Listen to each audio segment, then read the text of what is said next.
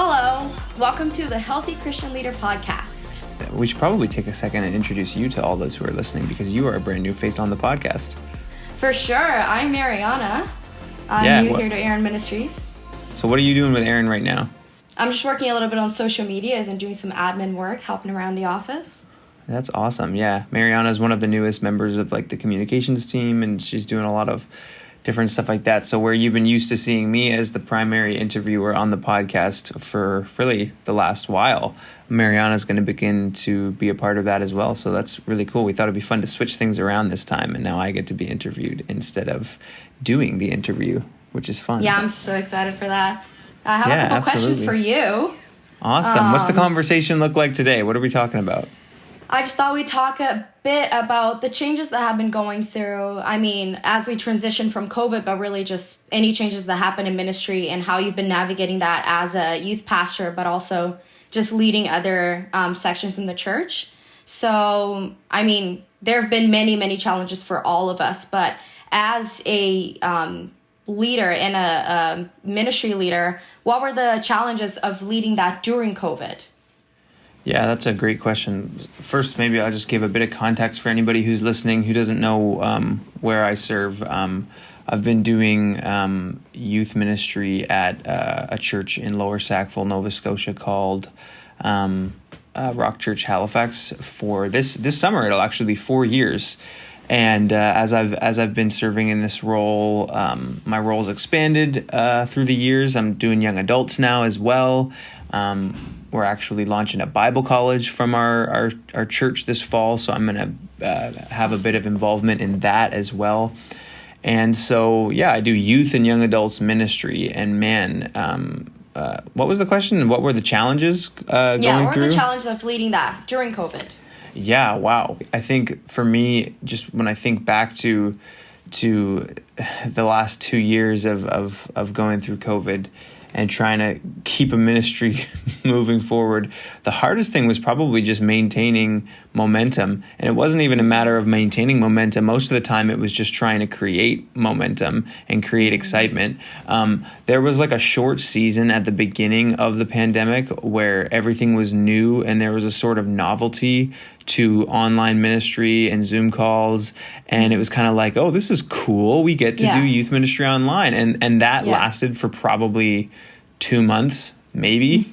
And after that initial 2 months of the pandemic, it was like from there, the whole game was like, how do we just create momentum? How do we get people excited about connecting in the ways that we're able to connect?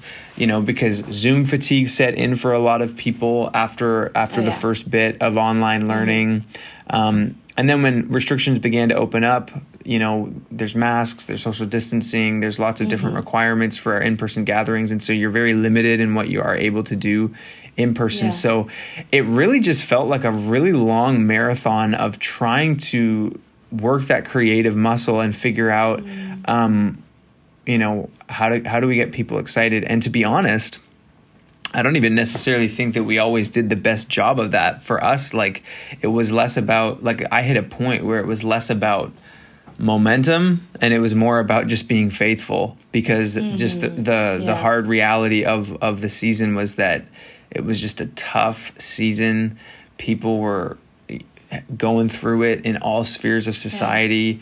And, people didn't want to connect after a while on Zoom anymore. And even the limited ability that we had to do different things that we were used to in youth ministry environments, kids weren't as excited anymore. And so for us, it just became just staying faithful and just being consistent. And I'm really happy. I feel like our group, and actually for context's sake, it's kind of cool getting to do this interview because Mariana is actually on our youth team. She's a part of the Aaron Ministries team, but she's also one of our youth leaders.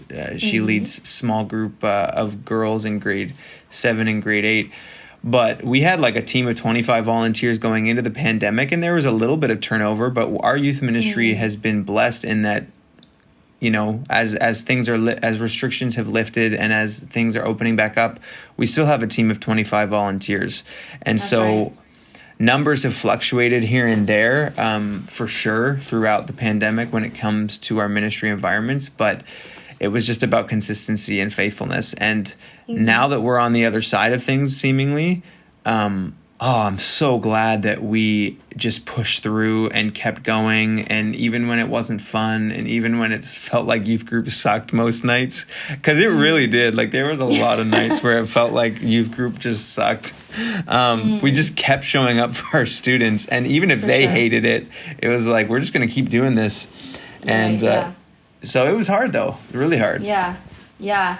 It's tough. I mean, I feel like sometimes what keeps you going is just like either the social aspect of it or really just your perspective and the angle. I'm going to church because sometimes I just have to. I have to be there. Like, I need that today. So, I mean, as a leader, I'm sure there were a lot of, with those changes and challenges, a lot of changes in your perspective itself in the ministry.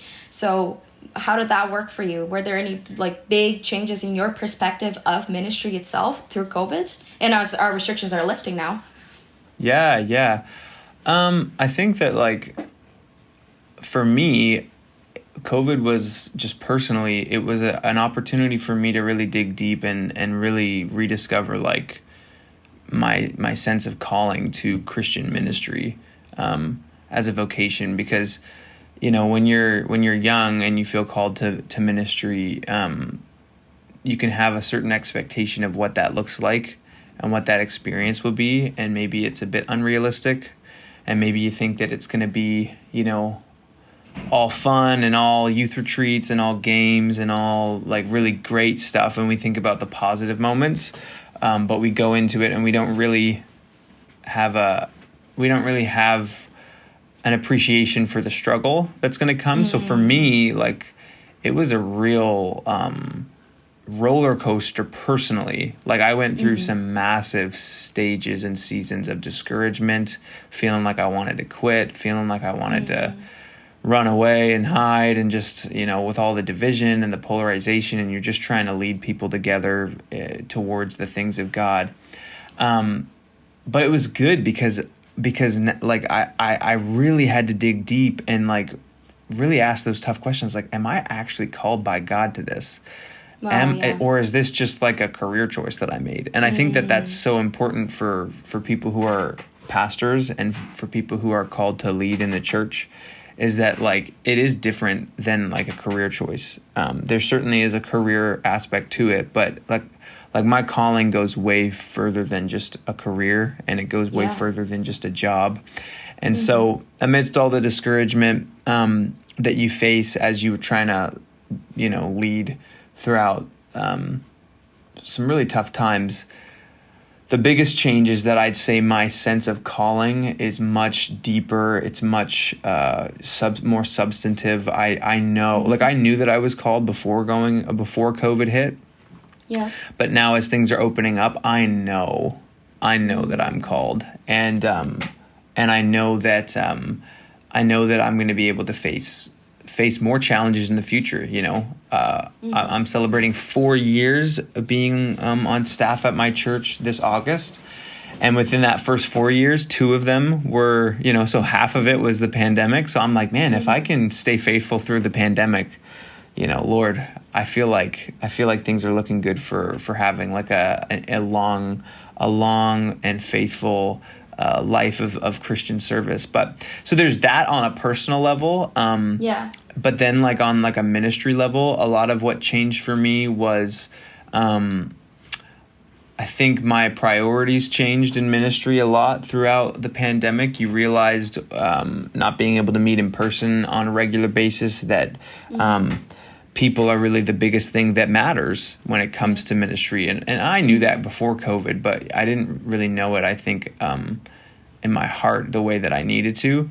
And so now coming out of COVID, like, whereas before, like, our youth ministry put a lot of emphasis on big events, on big youth services. You know, we've got a great band. I like to think that we have good preaching, you know. Yeah. You know, we have for our area and for our context, our youth ministry is fairly large. We have about 100 people gathering each weeknight when we get together. So we're able to do a lot of things, but the emphasis was a lot on, before COVID, just big. and numbers and growth and how do we become bigger and how do we do more. And whereas now,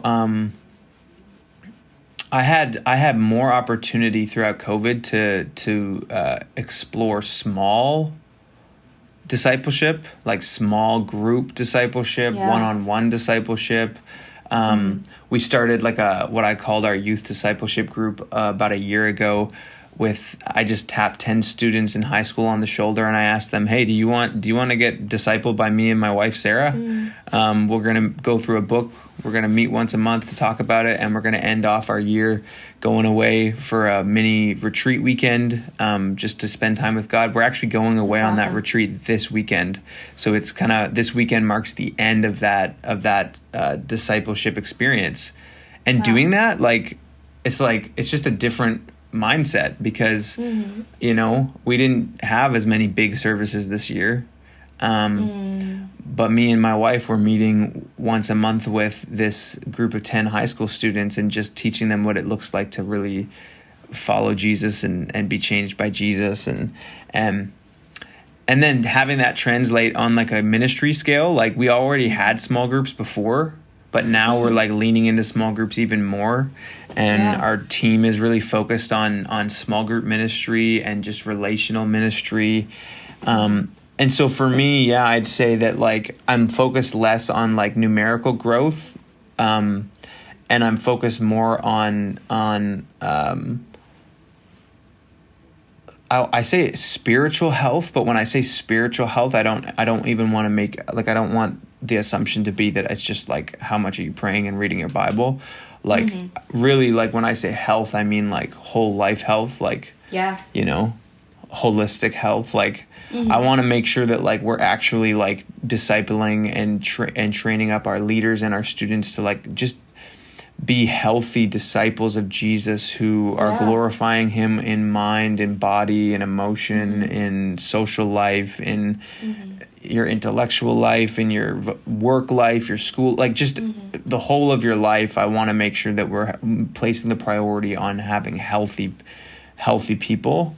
And so that shifts your priorities because now we're not as focused so much on having like super cool youth services, though we still do youth services.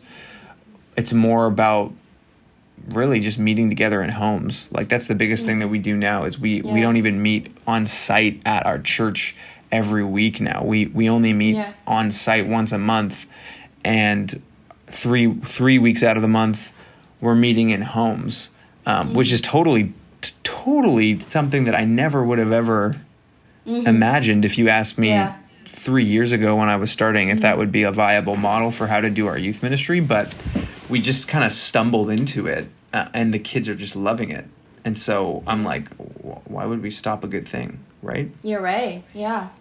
And I mean, you noticed that, you mentioned that challenge of just turnover of people, of members and volunteers. I mean, as a volunteer myself, I've seen kids in my group come and go. And how do you deal with that personally? You mentioned that health. I mean, it must be hard seeing people in the church come and go because you care about them personally and you care about their health personally. So how do you not let that affect you, to not let it affect your health as a leader? That's a good question. Yeah, I mean, it'd be interesting definitely to hear from Pastor Chris. Obviously we can't because he's probably faced it more as the lead pastor of our church. I've definitely seen a lot of people come and a lot of people leave throughout COVID, and people that you have, a lot of history with. And so it hurts to see people go. And I think that the first thing is you gotta just be real with how it is affecting you. So not ignoring, like we've seen in our youth ministry, some leaders have to leave. I shouldn't say have to leave. That makes it sound like we kick them out. Choose to leave. We've seen students get disconnected. And then in our broader church, we've seen people choose to leave as well. And so just being honest about the fact that it sucks to see people leave. I think that's the first thing. But then you got to kind of make sure that in any sadness or discouragement that you feel and are honest with, that you just make sure that you're filtering that through like some good principles. And I think a couple principles is that, like, for me, at the end of the day, like, individuals are responsible for their life with God and for their discipleship as much as pastors and leaders, we're called to come alongside and shepherd and help lead people.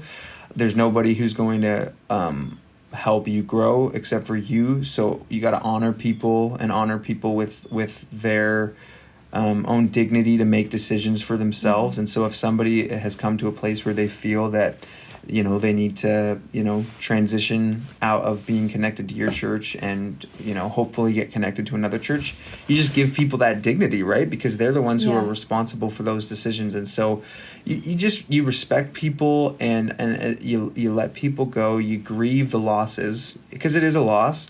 But at the end of the day, for us, it's just been a matter of trusting that as much as there's people that are leaving, God is sending us, the right people for the season that he's taking us into, and just trusting that is going to, that's going to be enough. God's going to send us the right people. If people aren't called to be a part of what's happening for this season, he's going to release them as well.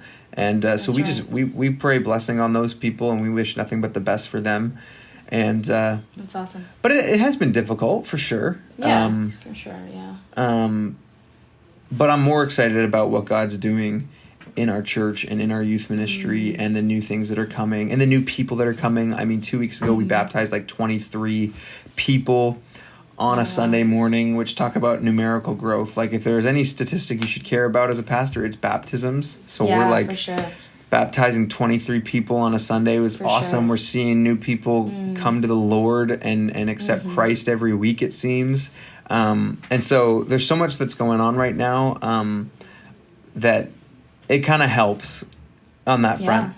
When you're sad, you just look back into the future and the present and what God's doing now. You're like, you know what? No, God knows what he's doing.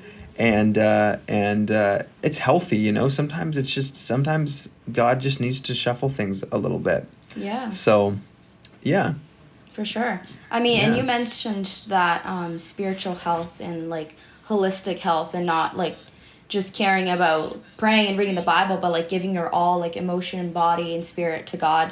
Do you find that COVID helped in that shift in your personal life as a leader to kind of like make a change and be like, okay, I gotta take care of my health as a leader first? Yeah. I've heard a lot of people say this about COVID. Like, some people have said like that COVID didn't necessarily cause certain things to happen. COVID revealed certain things that were already there that perhaps were hidden before. So for me, COVID has just been a real catalyst towards focusing on growing and getting healthy in many, many different areas. And I really believe that God has created us as whole people. So we're not just a spirit, we're not just a body, we're not just a brain, we're not just emotions. Like, there's so many layers to what it means to be human. And I was just chatting with one of our leaders about this the other day. You know, a lot of the times when we talk about spiritual health, we only talk about like spiritual disciplines, and spiritual disciplines are important. But one of the paradigm shifts that God's taken me through is realizing that every part of my life is an aspect of my life with God. Like, God's supposed to be involved in every aspect of your life. So whether that's good, the more traditional things that we associate with your spiritual health, such as reading scripture and prayer, that's important. But also, you know, for me, I'm married. So the state of my marriage and my relationship with my wife, that's a massive part of my life with God. Whether that's my social life and my friendships and the people who make up my community, like, that's a part of my life with God too. and my emotional health, like how I'm doing with processing the emotions from day to day and the challenges that I'm facing.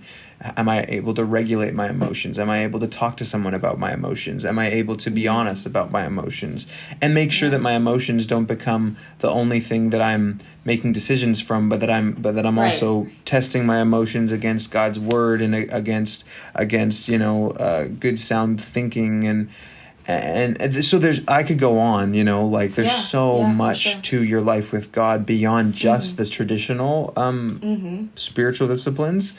Yeah. So for me, it's just been a great journey of seeing, okay, not everything's in line, not everything's where it needs to be. COVID revealed that for me,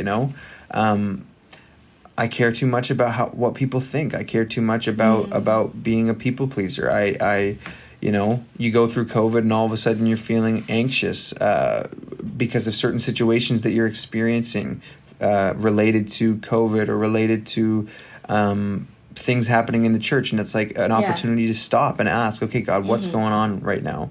What's out of alignment right now?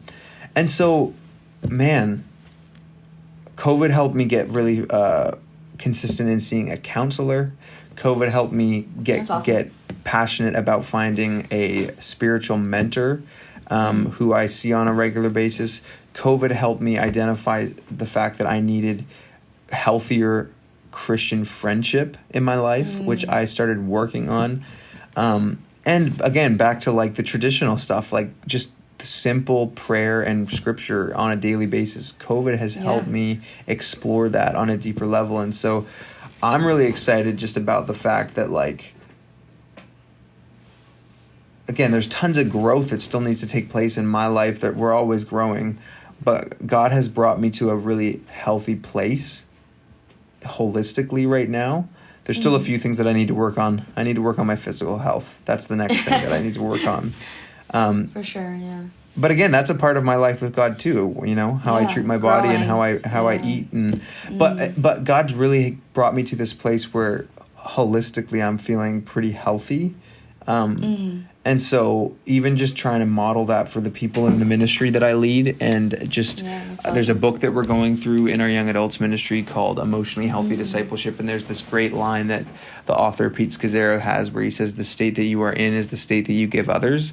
So even like as a leader, like recognizing, okay, like the state that I'm in as a pastor, as a Christian leader, that's the state that I'm giving others. So if I am pursuing health, if I'm pursuing growth, if I'm making sure that I'm not just reading my Bible and praying every day, though that's important, but I'm also, giving my emotions to God, giving my mental health to God, giving my social life to God, my marriage to God, my vocation to God, all these areas that make up my life. I think that when I'm, pastoring people, hopefully I'm in a healthier place and I'm able to offer a healthier version of myself to others. And hopefully that can inspire people to look at their lives and say, oh man, maybe there's some things that I need to work on and focus on in my life with God, beyond just the stereotypical spiritual disciplines. But it's been good. The quote that has really been encouraging me, because, we stumbled into, as a ministry, this model where we're meeting 3 weeks of the month in home groups as a youth ministry, and 1 week of the month we're doing youth service. We call it Rally Night. If the old me never would have done that, because all I really cared about in my heart of hearts was numerical growth. And just by tracking numbers, since we made this shift, like we have more kids on our rally nights when we're all together at the church. Yeah. About 100 of us are together on rally nights, and we've been averaging around 70 altogether throughout our 7 different house parties. The old me would have said, like, I can't do that. That's like a 30% drop from rally night to house parties. Like, the numbers aren't there to justify it. But what I realized is that the quality of what is taking place in the house party groups versus the fruit that was coming from just meeting together every week doing youth services, it's different. There's more substance, there's more health, there's more relationship, there's more accountability, there's more friendship, there's more just organic relationship growing. And I'm actually starting to recognize that when our students are at church on Sunday mornings, they're engaging more. Like it's almost like, and I don't know if there's a direct correlation there or what, but it just feels like the health of our youth ministry and the health of our students is getting back on track. For sure. And so my favorite quote that I wanted to mention from Pete Scazzaro is this quote. He says, "Success, according to scriptures, is becoming who God has called you to be and doing what God has called you to do according to his ways and his timetable." And that's kind of become like a quote that I really fall back on a lot of the time, because so many times, if numerical growth is the only thing that you're focusing on, you can think that because your numbers are declining that you're not a success. But the truth is, right now as a youth ministry, I would say that, we still need to grow in health in many different areas and in many different ways, but we're healthier, I think, than we've been in a long time. And yet our numbers are lower 3 nights out of the month than our one rally night out of the month. And so that's been the biggest thing. I'm not so much focused on numerical growth anymore, as much as I'm focused on making sure that our ministry environments are producing healthy people who love Jesus and are letting Jesus change them in all aspects of their lives. And so that's what I would encourage anybody who's listening. Don't get too focused on numbers. I mean, there's some numbers that matter. Like I mentioned, baptisms, salvations. You want to see salvations. You want to see baptisms. You want to see people plugging into your community in practical ways. But for me, the question is, how do we continue to just help our ministries be healthy? And when I say ministries be healthy, what that really means is, how do we continue to help our people be healthy and grow in health? And so if we're helping our people be healthy, holistically, if we're helping them offer every part of their lives to the Lord, and letting God change every part of their lives, I think we're doing a good thing. And so, we're going to keep trying to go in that direction. That's awesome. Well, thank you so much for chatting with me, Spencer. I'm so glad that you were able to take some time and answer my questions here. I'm so excited to be at Aaron Ministries and just be joining this awesome just network. So if you're listening right now, remember to follow our socials at Aaron Ministries Network, and subscribe to our podcast on Spotify, Apple Podcasts, or anywhere podcasts can be found. Yeah, thank you. Absolutely. And if you like to watch podcasts, our YouTube channel has the visual of the conversation as well. So that's how I am. I don't know about you, Mariana, but I prefer to watch a podcast as opposed to listen to it. I'm more of a listener, but I mean, I like watching them too. Respect. So make sure that you do that. Subscribe to our YouTube channel as well. Awesome. All right. See ya. Goodbye.